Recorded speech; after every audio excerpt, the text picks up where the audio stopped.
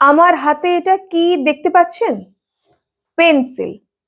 গত 17 এবং 18 ডিসেম্বর মুখ্যমন্ত্রী মমতা বন্দ্যোপাধ্যায় ধনধান্য অডিটোরিয়ামে বড় সড়ো করে একটা শিল্প কনক্লেভ টাইপের করলেন। আর বাংলার মানুষ কি পেলো জানেন সেই শিল্প কনক্লেভ থেকে? সুকুমার রায়ের ভাষায় বলতে গেলে হাতে রইলো একটা পেন্সিল। বাংলার মানুষ এই পেন্সিলটাই পেলো, অর্থাৎ বড় রসগোল্লা পেল তারা। কিসের শিল্প কনক্লেভ? আর এই রাজ্যে এই মুহূর্তে শিল্পের কি দশা, আর কেনই বা তড়িঘড়ি এই শিল্প কনক্লেভ করতে হলো মুখ্যমন্ত্রী মমতা বন্দ্যোপাধ্যায়কে, সেটাই বলবো আপনাদের আজ। শেষ পর্যন্ত সঙ্গে থাকবেন। নমস্কার, আমি স্বাতী। মাধ্যম ইউটিউব চ্যানেলের আরো একটি ভিডিওতে আপনাদের স্বাগত জানাই। সামনেই আসছে 26-এর নির্বাচন। দেউলিয়া সরকার চাই বিপুল টাকা, আর তাই জন্যই প্রথমে কলকাতায় মেসিকে নিয়ে এসে টাকা তোলা হলো, সাধারণ মানুষের পকেট থেকে বিপুল টাকা লুট করা হলো, আর তারপর শিল্পপতিদের কাছে বাটি হাতে পৌঁছে গেলেন মুখ্যমন্ত্রী মমতা বন্দ্যোপাধ্যায়। টাকা দরকার, ঘুরিয়ে তাই জন্য শিল্প কনক্লেভের এই নাটক করলেন তিনি। তাই কনক্লেভ থেকে কি ঘোষণা করলেন মুখ্যমন্ত্রী? না মানে আমাদের মুখ্যমন্ত্রী তো আগেই বলেছিলেন যে চপ বেচো, চা বেচো, মুড়ি বিক্রি করো, কাশফুলের বালিশ বানাও। তিনি বললেন ঘুগনি বেচো, বউকে বলো ঘুগনি বানিয়ে দিতে, তারপর সেটা বিক্রি করো, দেখো কত লাভ হয়। ভাই যখন কিছু নেই 1000 টাকা নাও, দুটো চায়ের কেটলি কেনো, ঘর থেকে কিছু চা কিনে তৈরি করো, আর বিস্কুট নাও, বউকে দিয়ে ঘুগনি তৈরি করে আনো, দেখো প্ল্যাটফর্মে গিয়ে দাঁড়াও, বাস স্ট্যান্ডে গিয়ে দাঁড়াও, এই টাকা তোমার কতদিনে কত টাকায় দাঁড়ায়।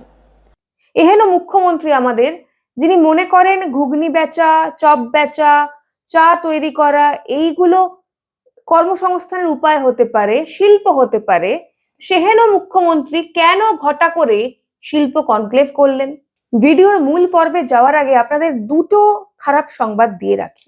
মানে পশ্চিমবঙ্গের আমরা জন্মেছি, আমরা পশ্চিমবঙ্গে এখন বসবাস করছি এবং তৃণমূলের রাজত্বে রয়েছে, এর থেকে খারাপ কিছু হতে পারে না, কিন্তু তবুও দুটো দুঃসংবাদ আপনাদের দিই। একদিকে মুখ্যমন্ত্রী মমতা বন্দ্যোপাধ্যায় কনক্লেভ করছেন, আর অপরদিকে তাজপুর থেকে আদানিরা জানিয়ে দিল তারা তাজপুরে কোনো সমুদ্র বন্দর তৈরি করছে না। গত বছর বিশ্ব বাংলা বাণিজ্য সম্মেলনে ঢাকঢোল পিটিয়ে এই রাজ্য সরকার ঘোষণা করেছিল যে আদানিরা নাকি সি পোর্ট করবে। যদিও এই রাজ্যের কালচার দেখে, তোলামুলি সংস্কৃতি দেখে তারা জানিয়ে দিয়েছেন কোনো সি পোর্ট বন্দর তারা করতে পারবেন না। আর অপরদিকে যে ডেউচা পাচামি নিয়ে খুব বড় বড় কথা বলেছিলেন মুখ্যমন্ত্রী মমতা বন্দ্যোপাধ্যায়, সেই ডেউচা পাচামি ও কার্যত কবরে চলে গেল। টেন্ডার ডাকা হয়েছিল কয়লা উত্তোলনের জন্য, কিন্তু কোনো সংস্থা এগিয়ে আসেনি কয়লা উত্তোলনের কাজে।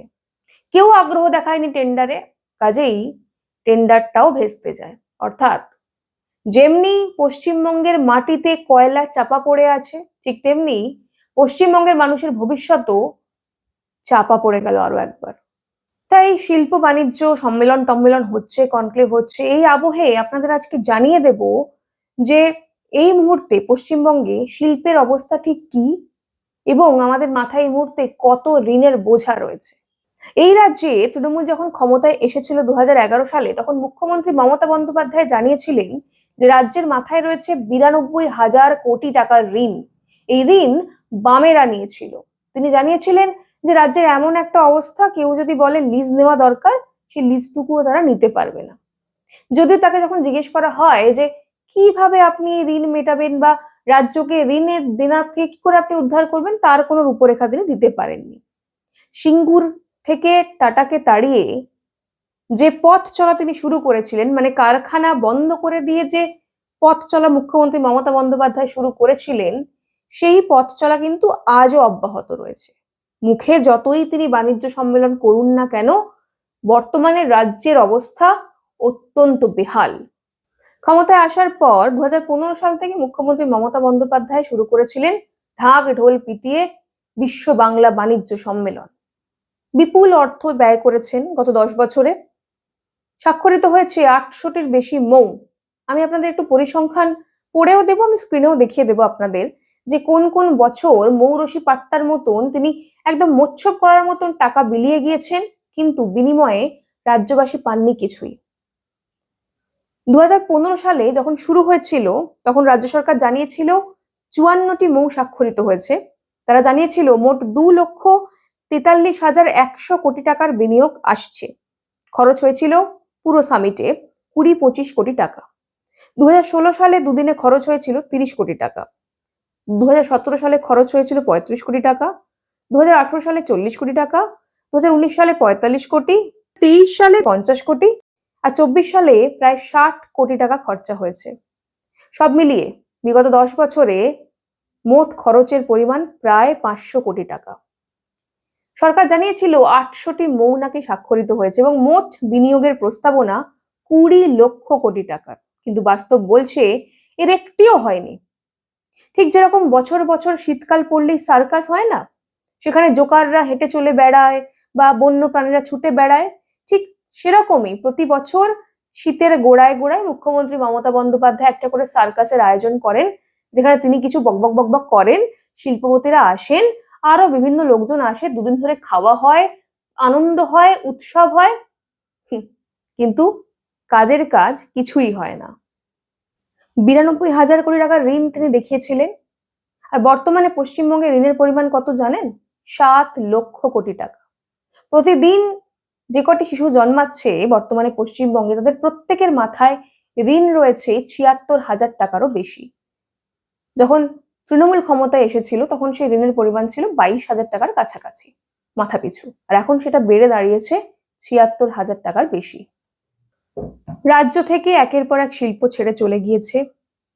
এই শীতকালীন অধিবেশনেই রাজ্য বিজেপি সভাপতি শ্রমিক ভট্টাচার্য একটা প্রশ্ন করেছিলেন যে কত শিল্প কারখানা বিগত 6 মাসে পশ্চিমবঙ্গ থেকে চলে গিয়েছে। তার উত্তরে মন্ত্রক জানিয়েছে বিগত 6 মাসে 207টি কারখানা পশ্চিমবঙ্গ থেকে পাত্তারি গুটিয়েছে। আমি আরো পরিসংখ্যান দেব আপনাদের। মমতা বন্দ্যোপাধ্যায় ক্ষমতায় আসার পর থেকে মোট 6,895টি কোম্পানি রাজ্য ছেড়েছে। প্রশ্নের উত্তরে মন্ত্রক 223 পৃষ্ঠার তালিকা জমা দিয়েছে সেই সব সংস্থা যারা পশ্চিমবঙ্গ ত্যাগ করেছে। এরা কেউই কিন্তু ছোটখাটো প্রতিষ্ঠান ছিল না, মানে চা, চপ, ঘুগনি, ফুচকা বিক্রি করতো না। এদের মধ্যে অনেকগুলি সংস্থাই লিস্টেড কোম্পানি ছিল এবং স্টক মার্কেটে রমরম করে ব্যবসা করতো তারা। অপরদিকে কলকাতা স্টক এক্সচেঞ্জও বন্ধ হয়ে গিয়েছে। কার্যত পশ্চিমবঙ্গকে শ্মশান ভূমিতে পরিণত করেছেন মুখ্যমন্ত্রী মমতা বন্দ্যোপাধ্যায়, আর পশ্চিমবঙ্গের সেই চিতার উপরে দাঁড়িয়ে তিনি নৃত্য করছেন এখন। বিশ্ব বাংলা বাণিজ্য সম্মেলনের গল্পটা কিন্তু এখানেই শেষ নয়, মানে লোকজনকে ডেকে খাওয়ানো, খাওয়া দাওয়া এখানেই কিন্তু গল্প শেষ নয়। শিল্প না এলেও অন্য ব্যাপার রয়েছে। কি ব্যাপার রয়েছে? দুর্নীতির গল্প। হ্যাঁ, এই একটা বিশ্ববঙ্গ বাণিজ্য সম্মেলনেও রয়েছে বিপুল দুর্নীতির অঙ্ক এবং বিপুল টাকার খেলা। সরকারি যে কোনো কাজ হতে গেলে তো টেন্ডার ডাকতে হয়, সেটাই তো নিয়ম, তাই না? কিন্তু এই যে অনুষ্ঠান বছর বছর হয়ে আসছে, এই অনুষ্ঠানে বিগত 10 বছরে কোনো টেন্ডার ডাকা হয়নি। ভাইপো অভিষেক বন্দ্যোপাধ্যায় ঘনিষ্ঠ একটি সংস্থা বিগত 10 বছর ধরে এই কাজ পাচ্ছে এবং আলপিন টু এলিফ্যান্ট সবটাই এরা সাপ্লাই করে বা সরবরাহ করে এই প্রোগ্রামে। কাজেই বুঝতে পারছেন কেন বছর বছর 25 কোটি, 30 কোটি, প্রতি বছর 5 কোটি করে বেড়ে গেছে আর কি টাকার অঙ্কটা, আমি যেটা দেখলাম হিসেব করে। এবং সব মিলিয়ে 500 কোটি টাকা কাদের পকেটে ঢুকলো, বড় প্রশ্ন কিন্তু। তো যাই হোক, এবার মূল কথায় ফেরত আসা যাক। অনেক আজে বাজে বকলাম, এদিক সেদিক অনেক কথা বললাম। তো মূল কথা হচ্ছে যে মুখ্যমন্ত্রী মমতা বন্দ্যোপাধ্যায় কেন এই সময় হঠাৎ করে এই কনক্লেভের আয়োজন করতে গেলেন। তিনি যদিও আগেই জানিয়েছেন যে এই যে বিশ্ব বাংলা বাণিজ্য সম্মেলন তিনি করেন, এটা নির্বাচনের পরে করবেন, বড় করে করবেন, তাই তার আগে ছোট সংস্করণ এই একটা কনক্লেভ টাইপের তিনি করলেন। অর্থাৎ শিল্পপতিদের দুয়ারে দুয়ারে বাটি নিয়ে তিনি ঘুরছেন নির্বাচনের আগে। কেন করছেন এটা? এর দুটো কারণ রয়েছে, এক এক করে বলি। প্রথম কারণ, রাজ্য সরকার দেখাতে চাইছে যে তারা কতটা শিল্প বান্ধব। এই যে কনক্লেভ হলো, বেশ কিছু শিল্পপতি এলেন, মুখ্যমন্ত্রী তাদের সামনে বকবক করলেন, শিল্পপতিরা মুখ্যমন্ত্রী সম্পর্কে ভালো ভালো কথা বললেন, সেগুলো মিডিয়ায় টেলিকাস্ট হলো, টিভিতে দেখানো হলো, বা ধরুন পেপারের হেডলাইন্স হলো, এত টাকার বিনিয়োগের প্রস্তাব এসেছে। এটার মাধ্যমে তিনি দেখাতে চাইলেন যে আমরা কর্মসংস্থান দেওয়ার চেষ্টা করছি, মানে 15 বছরে কিছুই করিনি, ভোটের আগে আমরা কিছু একটা করছি, তা সেটা লোক দেখানোই যদি হয় তাও তো করছি বাপু। আর দ্বিতীয় কারণটা আসল কারণ। দেখুন, এই মুহূর্তে রাজ্য সরকারের হাতে কোনো টাকা নেই, কোষাগার ফাঁকা, দিয়ে দিতে পারছে না, যেটুকু টাকা আছে মামলা লড়তে শেষ হয়ে যাচ্ছে। এমন পরিস্থিতিতে নির্বাচন লড়তে গেলে তো টাকা দরকার, কিভাবে আসবে? এখন তৃণমূলের যারা স্থানীয় স্তরের নেতা, তারা বিভিন্ন ব্যবসায়ীদের পেটে পা তুলে টাকা তুলতে পারে, তোলাবাজি করতে পারে, কিন্তু মুখ্যমন্ত্রী মমতা বন্দ্যোপাধ্যায়কে তো সেটা মানায় না, তাই না? তাই জন্যই শিল্পপতিদেরকে ধরে ধরে নিয়ে আসা, তাদের বুঝিয়ে দেওয়া যে আমার টাকা দরকার, তোমরা কিন্তু বিনিয়োগ করো বা টাকা দাও আমাদের, মানে ঘুরিয়ে নাক দেখানো। ঠিক যেরকম ভাবে মেসিকে কলকাতায় নিয়ে এসে টাকা তোলা হলো, ঠিক একই হিসেব। হাজার হোক তিনি মুখ্যমন্ত্রী বলে কথা, তিনি তো আর তোলা তুলতে পারেন না সরাসরি। আর এর আরো একটা বড় কারণ হলো, তিনি দেখে নিতে চাইলেন নির্বাচনের আগে যে কতজন শিল্পপতি তৃণমূলের পাশে দাঁড়িয়ে আছে। আসলে বিগত কয়েকটি সেশনে লাগাতার বিজেপির সাংসদরা প্রশ্ন করে গিয়েছেন যে পশ্চিমবঙ্গে কত কর্মসংস্থান কমেছে, কত সংস্থা পশ্চিমবঙ্গ ছেড়ে চলে গিয়েছে, কত শিল্প লাটে উঠেছে, এবং তাতে যে চিত্র উঠে এসেছে আমি কিছুটা আপনাদেরও বললাম, সেই চিত্র ভয়াবহ।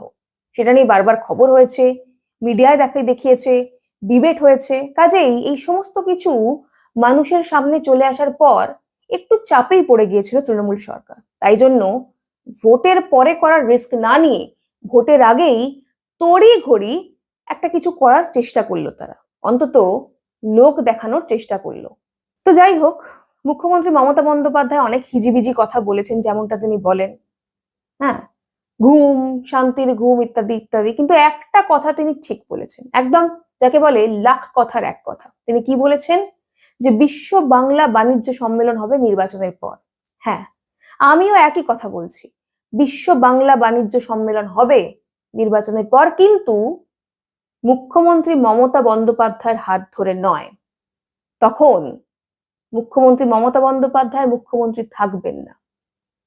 বিজেপির সরকারের আমলে বাণিজ্য সম্মেলন হবে, এবং সেটা লোক দেখানোর জন্য নয়, প্রকৃতই ইনভেস্টমেন্ট আসার জন্য। শিল্পের নামে কোনো প্রহসন হবে না, প্রকৃত শিল্পই হবে। আপনাদের কি মনে হয়, কেন তড়িঘড়ি মুখ্যমন্ত্রী মমতা বন্দ্যোপাধ্যায় এই শিল্প বাণিজ্য সম্মেলনের কনক্লেভের আয়োজন করলেন? কি তার উদ্দেশ্য ছিল? জানান আমাদের কমেন্ট করে। আজ এই পর্যন্তই, দেখা হবে পরের একটি ভিডিওতে। ততক্ষণ পর্যন্ত সঙ্গে থাকুন, দেখতে থাকুন মাধ্যম।